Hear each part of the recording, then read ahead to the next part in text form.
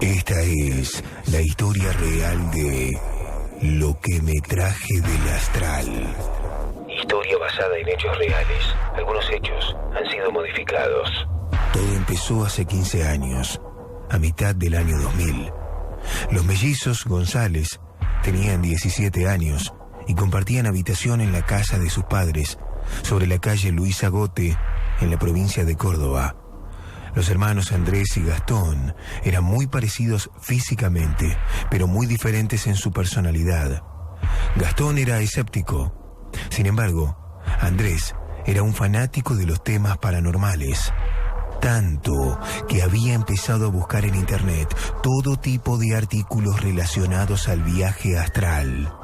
Su búsqueda se centraba en cómo hacerlo, cómo poder forzar un viaje astral, el desprendimiento del alma del cuerpo, para luego empezar a escribir en su cuaderno las experiencias. Así fue como una mañana ocurrió lo que dejó plasmado para siempre en papel. Cuando estaba quedándome completamente dormido, vi que mi cuerpo empezaba a vibrar. Vi cómo podía levitar después de eso. Me levanté y me vi ahí, a mí mismo durmiendo. Vi a mi hermano con el cual compartía la pieza durmiendo también. Miré el reloj y eran las 8:20 de la mañana, así que supuse que mis viejos estarían en la cocina. A todo esto, yo no podía creer que al fin estaba teniendo ese viaje, que me pude desprender. Sentía mucha emoción y las ganas de ir a todos lados, como decía en internet. Fui a la cocina, vi a mis viejos tomando mates, el diario sobre la mesa, el noticiero en la tele, y era un día más, sin saber que yo estaba ahí. Y reitero, no lo podía creer. Me sentía bastante bien conmigo por haberlo logrado, pero cuando miraba alrededor de la cocina, vi cómo estaba empezando a desaparecer. Supuse que me estaba por despertar, que ese viaje ya se estaba por terminar, que como al ser el primero, debía ser de esa forma. Así que volví a mi pieza y me vi a mí mismo acostado, pero no me vi solo. En mi cama había alguien más, sentado en la esquina. Era una mujer bastante anciana, con una sonrisa que enseñaba mucho los dientes. Giró la cabeza y me vio. Me volvió a mostrar esa sonrisa. Se paró y pasó por al lado mío. Yo estaba asustado. Ya ese viaje que tanto quería hacer se estaba convirtiendo en algo que no entendía. Nadie explicaba ni decía que podías ver a alguien más, mucho menos en tu propia casa. La vieja se levantó, volvió a pasar por detrás mío. Se acercó también a mi cuerpo dormido en la cama, nunca dejando de sonreír. Puso sus manos en mi pecho y ahí es donde empecé a sentir dolor. La anciana no hablaba, solo se reía. Me vi a mí mismo moverme para todos lados. Estaba teniendo una pesadilla o algo peor, y yo estaba viendo todo y no podía hacer nada. Veía cómo estaba desapareciendo. Pensé que me moría, pensé que así me iba a morir, que era mi final y que esa anciana me estaba llevando. Pero tuve la suerte de que después de verme desaparecer, me desperté asustado, con la noción de todo lo que había pasado. Me levanté con dolor en el pecho. Fui corriendo a la cocina y vi el mismo noticiero, el mismo diario, los mates y mis viejos, como los había visto en el viaje. Y ahí entendí que no fue un sueño, que eso que pasó fue totalmente real. Traté de calmarme, explicándome que esas cosas podían pasar, que quizás algunos viajes eran de esa forma y que podías ver otras cosas. Me bañé, desayuné y nunca dejé de pensar en eso que había vivido, en lo que había pasado y en la cara de la vieja sonriendo que me quedó latente. Ese día a la tarde me senté en la PC buscando respuestas a lo que viví, contando mi experiencia en ese foro que tanto frecuentaba. Algunos me decían que podía ser un parásito del astral. Algunos hablaban de un guardián, pero nada me cerraba, ya que era algo que quería hacerme daño. Andrés siempre hablaba con su hermano y le repetía una frase: tengo miedo de que un día no pueda volver del viaje y termine muerto, pero igual me apasiona tanto que lo quiero seguir haciendo.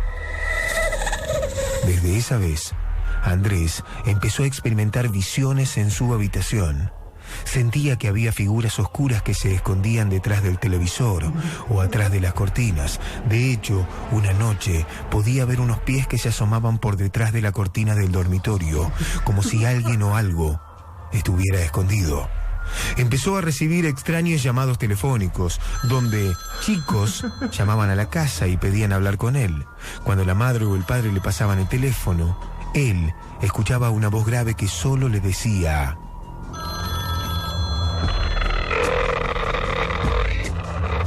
los trajiste a este plano. Andrés se obsesionó y siguió buscando información en internet hasta que alguien le dio un dato escalofriante. Los demonios se pueden hacer visibles en el astral y pueden tomar cualquier forma.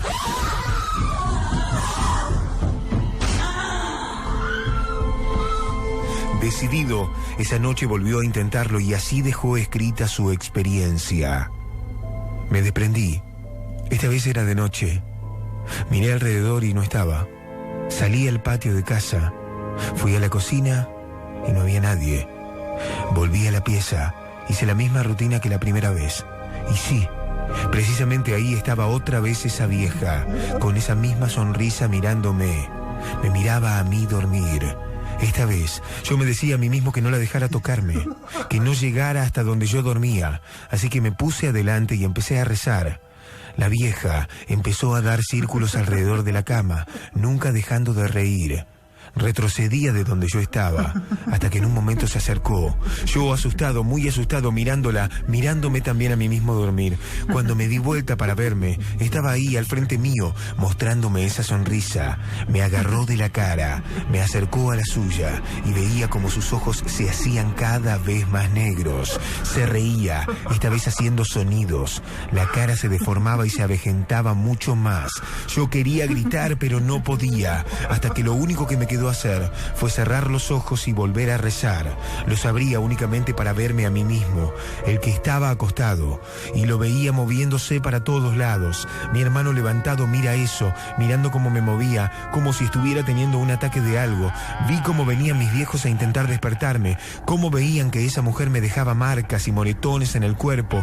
Mi vieja lloraba, intentaba despertarme y no podía. Mi hermano tampoco, asustado, sin entender nada, y la impotencia de verme sacudiéndome solo para todos lados. Claro, ellos no veían a la vieja, solo yo la veía. Le pedía a Dios, un pibe que no era creyente, pidiéndole a Dios por favor que pase todo esto, que todo pasara, que la mujer se vaya. Me apretaba con mucha fuerza y esta vez habló.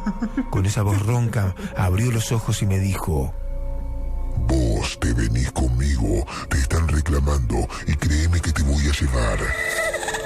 Yo seguía pidiéndole a Dios, a la Virgen, a todo, y me volvió a decir: Tu destino es conmigo, te reclaman, tu plano no es este. Me señalaba mientras dormía. Cerré los ojos con todas mis fuerzas y desperté. Y estaba ahí, rodeado de mis viejos, llorando, agradeciéndole a Dios. Abracé a mis viejos como nunca lo hice en mi vida, a mi hermano también. Esperé que pase todo un poco y les expliqué con lujo de detalles. Después, escribí esto en el cuaderno. El cuaderno de Andrés termina con este relato. Esa misma tarde, mientras caminaba por la calle para ir a la despensa, se descompensó. Murió camino al hospital. Otra muerte súbita. En el responso que le hicieron antes de inhumar sus restos en la capilla del cementerio San Jerónimo en Córdoba, todos sus familiares pudieron ver sentada en el último banco a una anciana vestida de negro con un tul que cubría su cara. Se levantó antes de terminar la oración del sacerdote, salió rápidamente y se desvaneció en cuestión de segundos.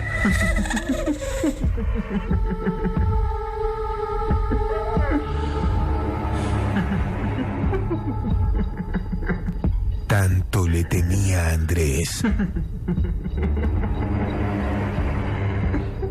que al fin sucedió.